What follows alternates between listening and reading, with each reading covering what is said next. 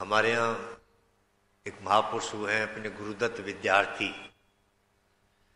उनके नाम के आगे विद्यार्थी शब्द लगा है तो बड़ा संदेश अच्छा मिलता है कि जीवन भर व्यक्ति विद्यार्थी बना रहे। वो बहुत ज्ञानी थे, विद्वान थे, लेकिन फिर भी अपने आप को विद्यार्थी ही मानते थे। तो इससे बहुत अच्छा एक प्रेरणा, बहुत अच्छा एक संस्कार हमें प्रेरित हो रहा है कि हम भी जीवन में कभी अपने आप को पूर्ण ना माने, हमेशा ये मानकर चलें विद्यार्थी के। और उसी दृष्टि से जीवन में अगर हम ये प्रयास करते रहेंगे तो हमारा ज्ञान बढ़ता रहेगा, बुद्धि बढ़ती रहेगी। और जब हम ये मान लेंगे कि अब हम तो सब कुछ जान गए, तो वहीं विराम लग जाता है। और कई बार तो ऐसा देखा जाता है कि मानसिक रोग तक हो जाते हैं, जिसको डिप्रेशन कहते हैं। वो डिप्रेशन का रोग भी यही है कि जो व्यक्ति जो कर रहा होता है उसमें रुकावट आ जाए, उस काम को जो उसने अभ्यास बनाया है जीवन के अंदर, मानसिक स्तर पर सोचने का, समझने का, तो उसमें रुकावट आ जाती है। अब ये पीछे कोरोना का जो टाइम रहा तो इसमें ये समस्या बहुत सामने आई, क्योंकि जो विद्या की दृष्टि से प्रचार प्रसार करते हैं तो वो काम उनका रुक गया।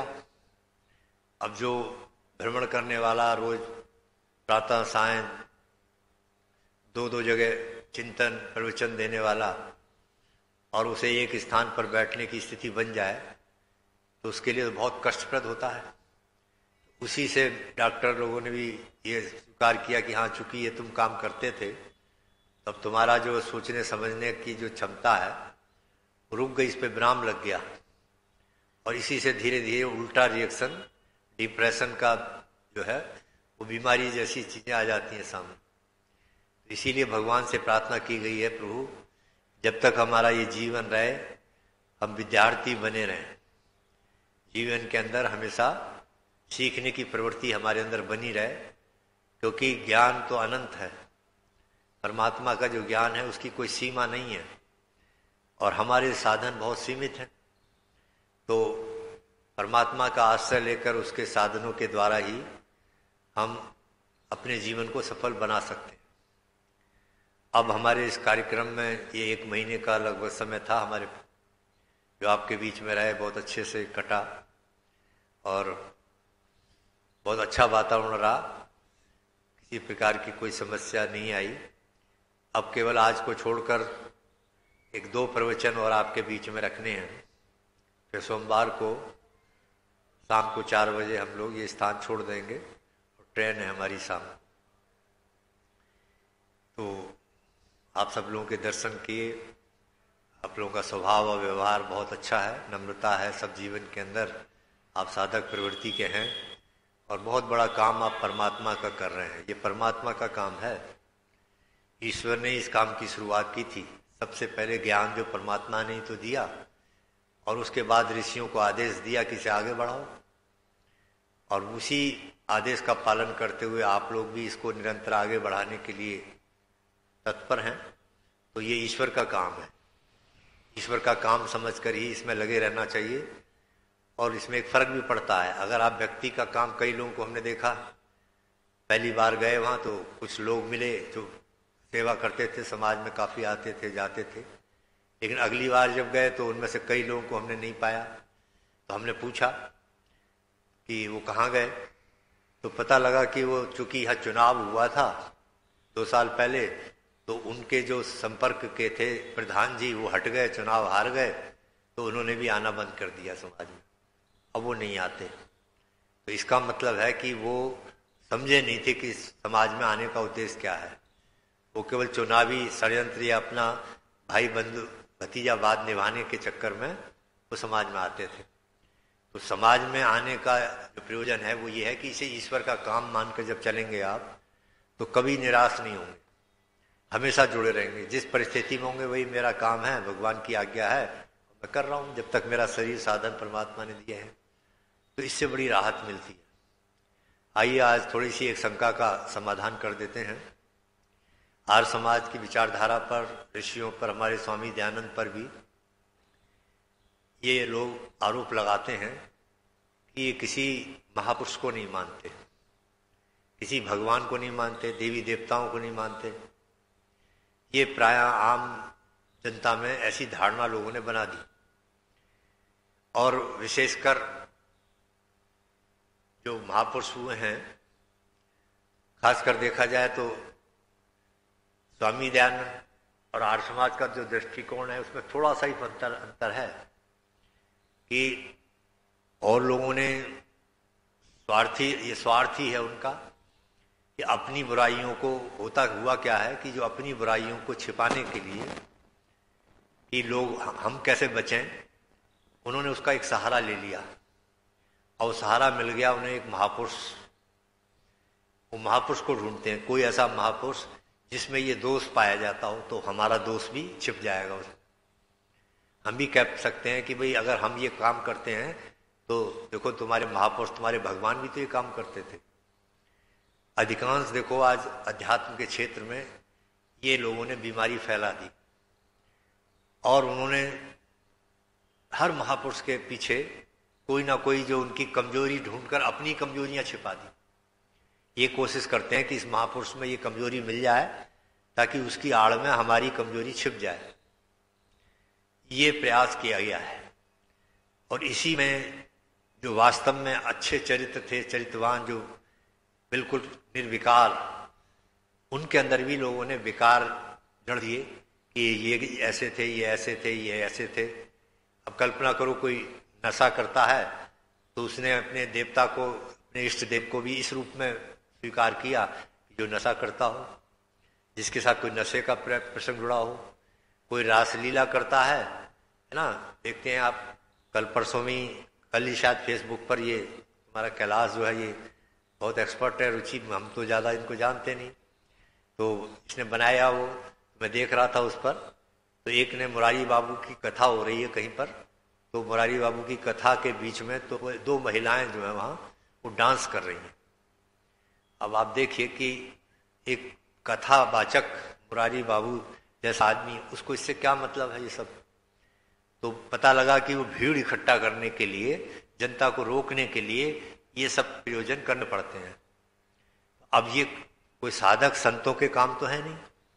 मोटी बुद्धि का अगर आदमी सोचेगा तो वो तो लगाएगा, अगर बहुत बड़े ज्ञान की आवश्यकता नहीं, भाई ऐसे काम संतों के द्वारा तो करना कोई शोभा नहीं देता, तो पता लगता है। और ये देखो सबसे बड़ी कसौटी तो स्वामी जी ने लिखी है ना, सबसे महत्व स्वामी जी इसी बात को देते हैं। भूमिका में लिखी है सत्यार प्रकाश की, कि देखो प्रत्येक व्यक्ति की आत्मा, स्वामी जी भूमिका में लिख रहे हैं, देखो प्रत्येक व्यक्ति की आत्मा सत्य और असत्य के ग्रहण करने में सक्षम है, लेकिन हम अपने हठ, दुराग्रह और स्वार्थ के कारण उसकी आवाज को अनसुना कर देते हैं।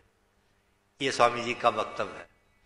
यानी स्वामी जी ये संकेत कर रहे हैं, हमें बता रहे हैं कि हमारी जो आत्मा है वो निर्णय करती है कि सही क्या, गलत क्या है, लेकिन उसकी आवाज को हम अपने स्वार्थ के कारण, हठ के कारण, दुराग्रह के कारण जो है उसको अनसुना कर देते हैं। यानी हमारा भी स्वार्थ है तो हमने कहा भाई बात तो सही है ये, लेकिन इसलिए स्वीकार नहीं करेंगे। अगर हमने स्वीकार कर लिया तो हमारी दुकान फेल हो जाएगी। तो आप देखिए, पर स्वामी जी का जो दृष्टिकोण, थोड़ा यही तो फर्क है। स्वामी जी और दूसरे जो साधु महात्मा हुए, संत हैं, सन्यासी हैं, उनमें यही फर्क है। ये फर्क बहुत विशेष है स्वामी धन। वो क्या है, स्वामी जी किसी भी परिस्थिति में असत्य से समझौता नहीं करते। किसी भी परिस्थिति में, कितना ही बड़ा प्रलोभन उनके सामने आ रहा हो, लेकिन उन्होंने अपने जीवन भर कभी भी असत्य से समझौता नहीं किया। कलकत्ता गए, वहां पर ब्रह्म समाज चलती थी, प्रार्थना समाज चलती थी। ब्रह्म समाज के लोगों ने स्वामी से कहा, स्वामी जी हमारी इतनी शाखाएं हैं, इतना बड़ा हमारे पीछे समुदाय है, आप थोड़ा सा अगर हमारी बात मान लें तो हम आपको अपना मठाधीश बना देंगे, ब्रह्म समाज का पूरा आपको मालिक बना देंगे। स्वामी जी के सामने उन्होंने शर्त क्या रखी कि ये जो आपने नियम बनाया है कि वेद ही ईश्वरीय ज्ञान है, इसमें ही की जगह भी कर दीजिए, बस ही की जगह भी कर दीजिए। अब आप तो समझते हैं सब हिंदी भाषा। अब आप देखिए वैसे सुनने में बड़ी साधारण बात लग रही है, लेकिन दूरदर्शी से आप सोचेंगे तो कितना बड़ा उसमें चीज आके जुड़ गई। स्वामी जी की मान्यता यह है कि वेद ही ईश्वरीय ज्ञान है। इसका मतलब है कि कोई दूसरा ज्ञान नहीं है वेद के अतिरिक्त। और भी शब्द अगर जोड़ देंगे तो इसका मतलब ये हो जाएगा कि वेद भी है तो कुरान भी है, बाइबल भी है, और भी बहुत से ग्रंथ जोड़े जा सकते हैं। तो ये बीच का रास्ता निकालते हैं लोग राजनीति। यही चीज स्वामी विवेकानंद और स्वामी दयानंद के अंदर भेद करती है। स्वामी विवेकानंद से भी एक पत्रकार ने विदेश में पूछा था कि आप वेद ही ईश्वर की विद्या का सत्य विद्या मानते हैं या कोई और भी परमात्मा का ज्ञान। तो उन्होंने भी शब्द का प्रयोग किया कि वेद भी है ईश्वर का ज्ञान, और वो अपना मध्य मार्ग से निकल गए। कहने का अभिप्राय यह है कि ये फर्क है। स्वामी दयानंद जो है वो किसी भी स्तर पर समझौता असत्य से करने को तैयार नहीं तो कितनी चीजें वो जरा जरा सी बात को अगर वो कर दे तो बदल जाती, और स्वामी जी का क्या स्तर बन जाता है ना। लेकिन स्वामी जी ने असत्य से समझौता नहीं किया। वही अपने शिष्यों को, वही आर्य समाज से स्वामी जी ने अपेक्षा की। पर दूसरे लोगों ने ये रास्ते चुन चुनकर और महापुरुषों का सहारा लेकर भी उन्होंने गंदा किया। महर्षि स्वामी दयानंद पहले व्यक्ति हैं, आप देखेंगे कि उन्होंने ज्यादा किसी के प्रशंसा में कोई ज्यादा वृद्धावली नहीं गाई अपने साहित्य के अंदर, ना प्रवचन में कोई विशेष प्रशंसा करते थे वो किसी की। वो तो वेद का सिद्धांत, वेद का ज्ञान, और उस आधार पर उनकी संस्कृत भाषा थी तो उनके लिए वही बहुत था। किसी प्रवचन देने के लिए उसी से वो सिद्ध करते थे, वेद को सर्वोपरि मानते थे वो। तो इसीलिए उन्हें किसी, लेकिन अब आज सबसे ज्यादा जो हमारे धार्मिक क्षेत्र में किसी महापुरुष के साथ खिलवाड़ हुआ है या आरोप लगाए गए हैं या लगाए जाते हैं, जिसको गंदा किया गया है, वो कृष्ण जी का जीवन है।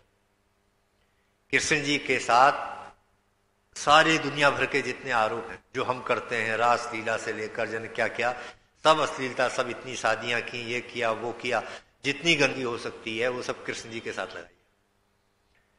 अब मैं एक दिन सोच रहा था, पढ़ रहा था एक दिन कुछ किताब, तो वहां पंडित राधे श्याम जी का एक वक्तव्य पढ़ने को मिला।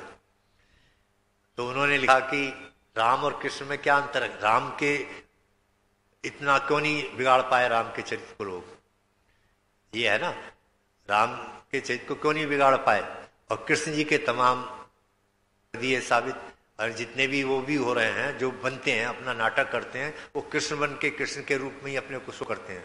आज भी जो मजहब या जो चलते हैं मतांतर, वो देखो आप ज्यादातर कृष्ण के ही अपने को अवतार बताते हैं, पर राम का क्यों नहीं बताते। राम का नहीं हुआ, राम बनने, उसका कारण क्या है, उसका कारण एक दृष्टांत से समझ में आ गया कि देखो वो उनका एक चरित्र है। राम ने जो आदर्श स्थापित किया है उसमें कहीं गुंजाइश नहीं है। वो मर्यादा पुरुष धर्माधिकारी उनके साथ जुड़ रहा है, ऐसा नहीं कि कृष्ण जी नहीं है, लेकिन कुछ कारणों से बिगाड़ने वालों तो यह समझो कि भागवत पुराण आदि ने जो पात्र मिला वो कृष्ण जी मिले उनको, और वहां से उन्होंने सारी मिलावट करके और वो लांछन आदि दुनिया भर के उनके साथ लगा दिए। पर राम के आदर्श में, राम के कैरेक्टर में कहीं कोई चीज ऐसी मिली नहीं शायद, इसलिए वो राम को नहीं बिगाड़ पाए। पर वहां एक प्रसंग आता है कि चरित्र क्या है राम का।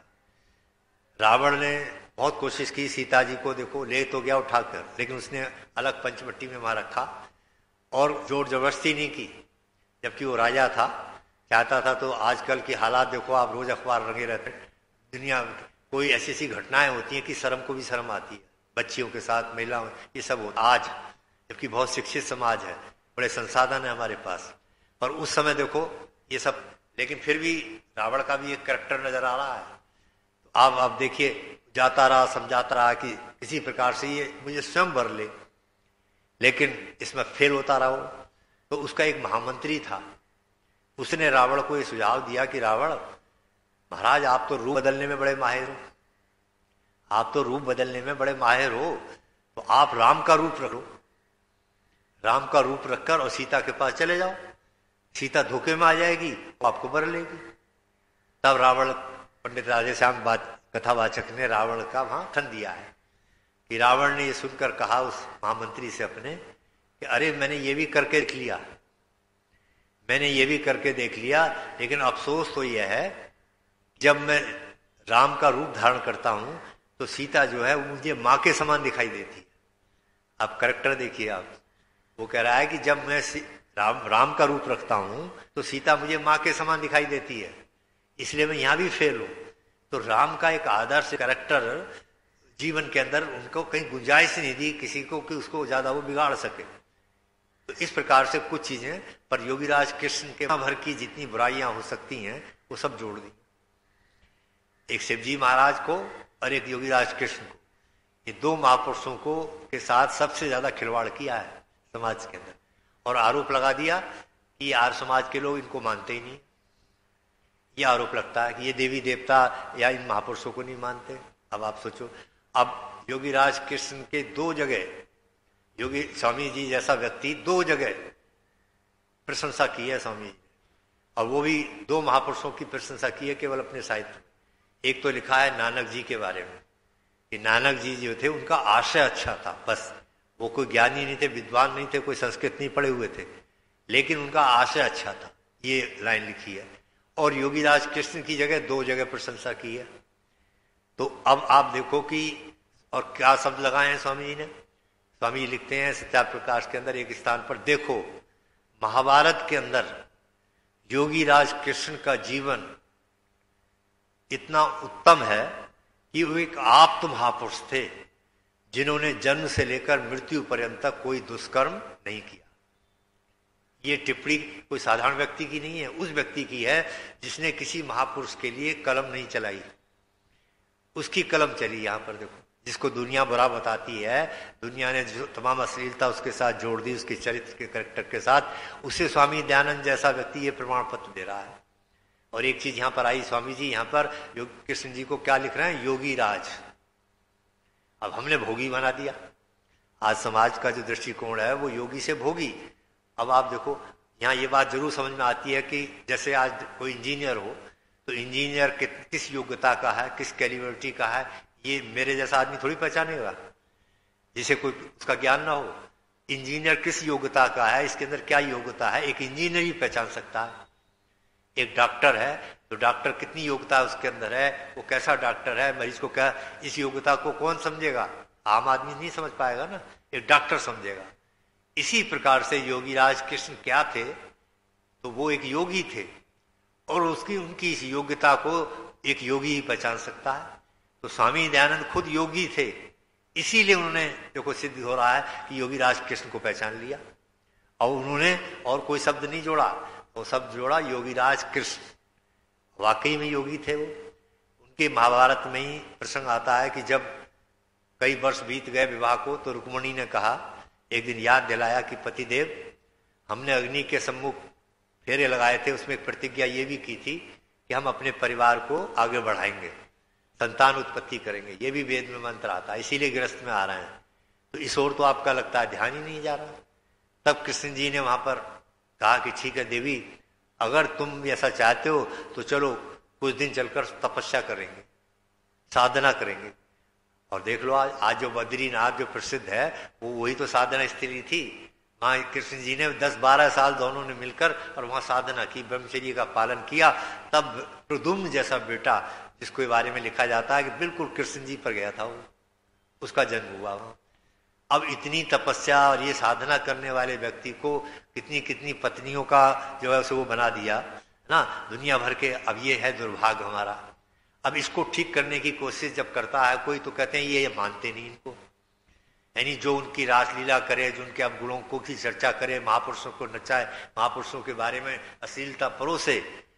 अब इतनी छोटी सी बात भी स्वामी दयानंद ने कहा ना कि भाई कोई हमारे दादा परदादा के साथ अगर ऐसा व्यवहार समाज में करे तो तुम्हें कैसा लगेगा, बुरा लगेगा ना। कि तो इसी प्रकार से हमें अपने महापुरुषों को इस रूप में ही समझ लें, तब भी हम ये देखते रहें कि भाई कोई गंदा प्रसंग जोड़ने से क्या फायदा होगा।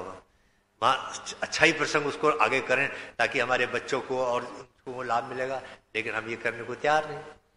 हमें तो क्योंकि वही अपनी कमजोरी है और अपनी कमजोरी को छिपाने के लिए और उन्होंने अपने को उसका सहारा मिल गया उन्हें। योगीराज कृष्ण महापुरुष भी तो ये करते थे, हम करते थे। तो स्वामी दयानंद ने योगीराज कृष्ण को योगी शब्द लिखा कि वो एक योगी और आप शब्द से प्रयोग किया। आप तो महापुरुष थे। अब आप शब्द की क्या व्याख्या हो रही है, ये वेद में आ रहा है, इंद्रम वर्धंतु अप्तुरा, यहाँ आप आया है।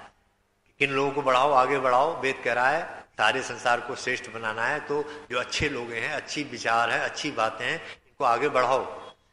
तो किसको आगे बढ़ाओ? बोले आप, अप्तरा। अप्तरा से आप से अप्तरा बन गया, वहां ऊ लग रहा है। आप तो समझ में आ गया आप कौन लोग हैं? जो सदाचारी लोग हैं, जिन्होंने जीवन पर्यंत कोई दुष्कर्म नहीं किया, जैसे योगीराज कृष्ण को प्रमाण पत्र दिया स्वामी जी ने। तो इनको आगे बढ़ाओ, इनको सम्मान करो। तो क्या होगा? जब इनका सम्मान करोगे तो अच्छाई बढ़ेगी, लोग डरेंगे उधर से, दुराचारी नहीं होंगे। तो योगीराज कृष्ण का जीवन इतना उत्तम है। अब ये महर्षि स्वामी दयानंद जैसा जो हमारा मानना है वो ये है, हम कहते हैं उनके चरित्र की पूजा करो, चित्र टांगो घर में, अच्छी बात है, महापुरुषों के चित्र टांगने चाहिए क्योंकि उससे भी प्रेरणा मिलती है। लेकिन जो उनका चरित्र है, चित्र टांग कर ही हम इतिश्री समझ लें, बस हमारा काम हो गया, यही पूजा हो गई, तो ये तो गलत है। स्वामी दयानंद ने इसको जोड़ा कि नहीं, उनके चरित्र को अपनाएं। वो क्या करते थे, दिनचर्या उनकी क्या थी, किस प्रकार से उन्होंने अपना जीवन जिया, तो ये सारी चीजें जब हम अपनाएंगे तब वास्तव में उस महापुरुष के प्रति हमारी सच्ची सेवा होगी, सच्ची श्रद्धांजलि होगी।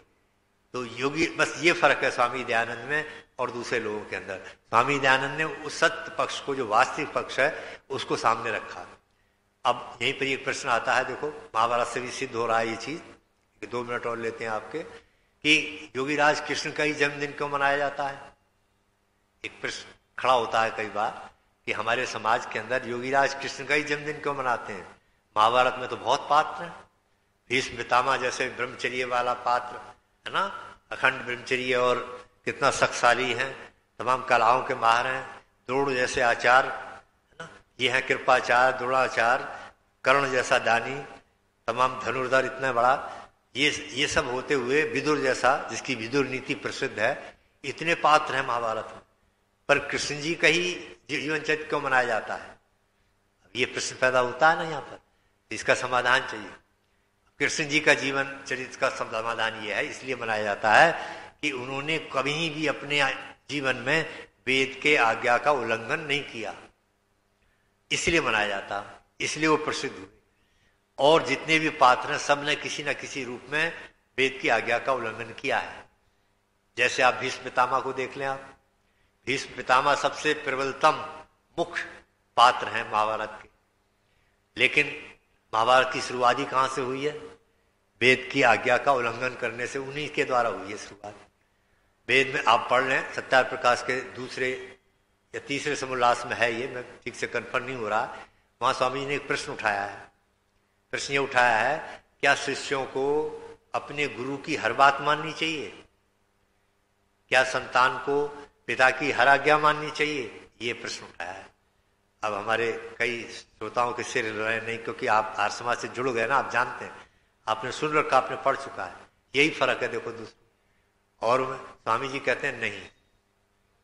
अब यही भीष्म पितामह से भूल हुई वहां, कि जब पिता काम वासना के शिकार होकर एक कन्या को देखकर इस उम्र में कामोत्तर का, काम वासना का शिकार हो रहे हैं, तो वो वेद के विपरीत बात थी, वेद के विपरीत चीज थी वो। हमारे यहाँ तो बल्कि उल्टा व्यवहार दिखाई देता है, कई जगह हमने देखा अपने, अभी भी हम सामान्य लोगों के जीवन में भी, और वो तो इतने बड़े महापुरुष थे, सामान्य जीवन में भी लोगों को दिखाई देता है, किसी व्यक्ति की पत्नी मर जाती है, मान लो छोड़ गई बीच में, अब उसके बाद में कुछ लोग, अभी उसकी उम्र होती है 40-45 वर्ष, और एक लड़का होता है 20-22 वर्ष का, 19 वर्ष का। कई परिवारों में ऐसी स्थिति देखी हमने, हम भी सामाजिक प्राणी जाते हैं परिवारों में, तो सब जानकारियां होती रहती हैं, समस्याएं भी हैं, कई चर्चाएं भी होती हैं। तो वहां हमने देखा कि ये हो गया। अब लोग उसको सुझाव दे रहे हैं 45-40 कि ऐसा करा ले, अभी उम्र ही क्या है तेरी 40-45 साल, विवाह कर ले, दूसरा एक विवाह कर ले, शादी कर ले, इतनी लंबी उम्र पड़ी है, कैसे कटेगी? तो अनपढ़ व्यक्ति भी देखो, उसके अंदर भी ये संस्कार दिखाई देता है। गांव का अनपढ़ व्यक्ति भी क्या जवाब देता है? अरे नहीं मासे जी, आचार्य जी, अब मैं शादी नहीं करूंगा। बोले अब तो देखो ये मेरा बेटा है, ये 2-3 वर्ष के बाद यही विवाह के योग हो रहा है, तो इसका विवाह करूंगा। अब मैं भगवान की भक्ति, जब परमात्मा छोड़ गया, शायद मुझसे कुछ और काम लेना चाहता है ईश्वर, इसलिए मैं इधर नहीं सोच। तो एक देखिए यहाँ ये स्थिति आ रही है सामान्य स्तर पर, और वहां इतना धार्मिक गुरुकुल में वातावरण था, सब शिक्षित थे, सब दीक्षित थे, और वहां देखो भटक रहा है वो आदमी। कि बेटा जो है वो विवाह के योग्य था, कुछ साल बाद ही विवाह के भीष्म था, और अपने विवाह की कामना कर रहा है, अपने विवाह की कामना कर रहा। अब दूसरी गलती देखो यहाँ बेटे से हो गई, यहीं से महाभारत की जड़ जम गई है ना। महाभारत की जो शुरुआत हुई वो इसी वेद की आज्ञा के उल्लंघन से हुई कि वहां जब बेटे को पता लगा कि मेरे पिताजी जो हैं वो इस प्रकार की इच्छा रखते हैं, उनके अंदर कामना पैदा हो गई, वो दुखी हो रहे हैं, शादी करना चाहते हैं, और उस लड़की के पिता ने ये शर्त लगा दी है कि पहली शर्त यह है कि जो है अगर मेरा बच्ची से जो बच्चा होगा कोई तो वो राज का अधिकारी बनेगा, ये शर्त लगाई। तो उसने तो अब इन सब शर्तों का निदान करने के लिए मैं बहुत शॉर्टकट कर रहा हूँ, समय समाप्त हो गया। अर्थात उन्होंने प्रतिज्ञाएं करनी शुरू कर दी कि तुझे ये डर है कि कहीं मैं छीन ना लूं या मेरे राज में मेरी औलाद ना छीन ले, आगे चलकर मेरा विवाह हुआ तो चलो मैं आजीवन ब्रह्मचर्य रहूंगा, ये प्रतिज्ञा कर ली। मैं राज की गद्दी पर नहीं बैठूंगा सब होते हुए, और मैं उसकी रक्षा करने के लिए केवल साथ में लगा रहूंगा, ये प्रतिज्ञा कर डाली। और फिर उसके बाद भी जो खराब परिणाम हुआ वो और ज्यादा खराब हुआ कि जब बुढ़ापे में विवाह होगा तो संतान कैसी पे होगी, फिर संतान तो अपने आप ही कमजोर होनी थी ना। तो कोई पोलियो जैसा मरीज हुआ, पांडु जो है इस प्रकार की बीमार, मतलब आप सारे पढ़ो, महाभारत आपने देखी है इसलिए मैं संक्षिप्त कर रहा हूं। उसका परिणाम क्या निकला, अब फिर आ गई बात घूम फिर कर की क्या किस प्रकार से फिर आगे राज कैसा चलेगा, और भीष्म पितामह उन प्रतिज्ञाओं से बंधे रहे। तो ये स्वामी जी का जो वेद का उल्लंघन किया उन्होंने, इसके कारण से उन्हें समाज में मान्यता नहीं मिली। और इतना ही नहीं, वो ब्रह्मचारी थे, अखंड ब्रह्मचारी के लिए क्या शर्त है, किसी भी महिलाओं को टच करना ये गलत माना गया है, पाप माना गया है। और खुद क्या कर रहे हैं, अपने भाई के उनके लिए विचित्र वीर के लिए काशी नरेश की 3 बेटियों को जबरदस्ती और अपने रथ में बैठाकर अपनी ताकत का प्रयोग करते हुए उसके वहां से उठा के ला रहे हैं, और 2 की शादी करा दी, और वो जो तीसरी छूट गई देखो वही बाद में उनकी मौत का कारण बनी। तो ये उसको शोभा नहीं देता ब्रह्मचर्य। तो कहने का अभिप्राय रहा है कि एक एक पात्र के जीवन में झांकेंगे आप तो सबने उल्लंघन किए हैं, वेद का उल्लंघन किया, इसके कारण से इनको पात्रता नहीं मिली। तो इस सब घटनाओं से भी हम ये सीख ले सकते हैं कि परमात्मा की सृष्टि के अंदर अगर हम परमात्मा के प्यारे बनना है, परमात्मा के पात्र बनना है, भक्त बनना है, उसके आज्ञाकारी बनना है, अपनी यश और कीर्ति फैलानी है, तो एक ही रास्ता हमारे पास है, नान्या पंथा विद्यते अनाय। वेद खुद कह रही है माँ कि बेटे दूसरा कोई रास्ता नहीं है कि वेद के अनुसार अपने जीवन को चलाओ, वेद के अनुसार आचरण करो, उसकी आज्ञा मानो, यही धर्म है, यही ऋषियों की आज्ञा है। ओम शम ओम द्यौ शांति अंतरिक्ष गुम शांति पृथ्वी शांतिराप शांतिरोषधयः शांति वनस्पतयः शांतिर्विश्वे देवा शांति ब्रह्म शांति सर्वगम शांति शांतिरेव शांति सामा शांतिरेधि। ओम शांति शांति शांति। जो बोले सो अभय सत्य सनातन वैदिक धर्म की जय।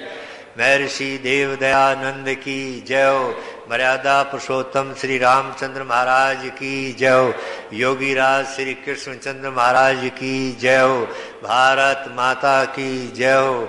गौ माता का पालन हो, आर्य समाज अमर रहे, वेद की ज्योति जलती रहे, ओम का झंडा ऊंचा रहे, सत्यार्थ प्रकाश पढ़ा करो, जीवन को न मोड़ दो, नशा करना छोड़ दो। जो बोले सो अभय सत्य सनातन वैदिक धर्म की जय। वैदिक ध्वनि ओ